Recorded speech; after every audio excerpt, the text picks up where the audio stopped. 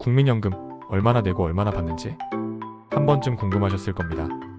최근 화제가 된 한 사례가 있습니다. 한 국민연금 수급자가 총 657만 원을 납부하고 무려 1억 1,800만 원을 수령한 것으로 알려졌습니다. 18배 이상 상상하기 힘든 수준이죠. 이 사례는 단순한 예외가 아닙니다. 실제로 1988년 국민연금제도 도입 초기 납입액이 매우 낮았던 시기에 가입했던 분들 중에는 비슷한 사례가 상당수 존재합니다. 당시에는 보험료율도 지금보다 훨씬 낮았고 월 납입 금액도 1만 원대에서 시작했습니다.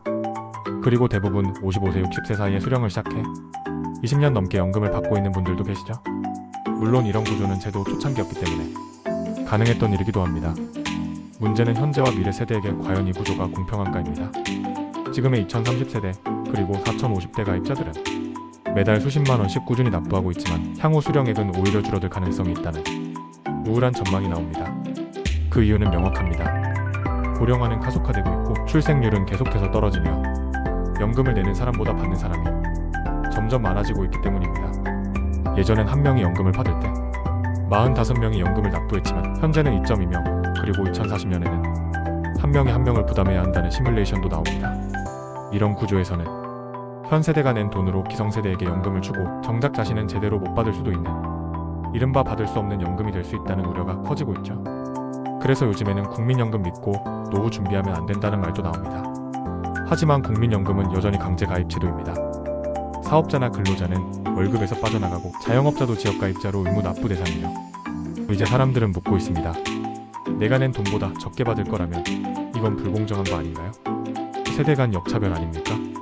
전문가들은 이런 불신이 제도의 지속 가능성을 위협한다고 지적합니다. 국민이 신뢰하지 않는 연금 제도는 아무리 제도를 개편해도 무의미하다는 겁니다. 정부는 현재 국민연금 개편을 위한 논의기구를 운영하고 있지만 보험료 인상, 수급 개시 연령 상향, 수령액 조정 등 모든 방안이 논란입니다. 가장 민감한 것은 역시 보험료율 인상입니다. 지금은 소득의 9%를 내고 있지만 이를 12% 혹은 15%까지 올려야 한다는 주장도 나오고 있죠. 그런데 그에 대한 국민 반응은 싸늘합니다. 더 내라고? 받을 수 있을지조차 모르는데요. 결국 지금 필요한 것은 단순한 개편이 아니라 신뢰 회복입니다. 국민이 납부한 만큼 또는 그 이상을 안심하고 돌려받을 수 있다는 확신이 있어야 이 제도는 유지될 수 있습니다.